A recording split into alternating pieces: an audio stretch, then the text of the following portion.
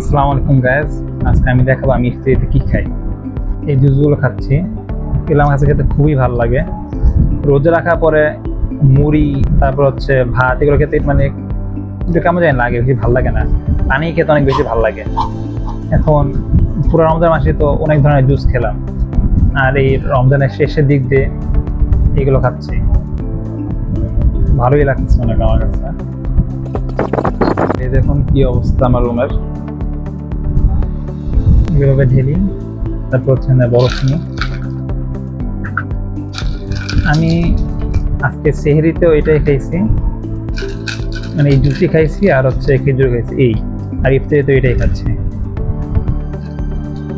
এই দুইটা জুস আর পুরোটা বরফ দিয়ে এবার আমি খাবো।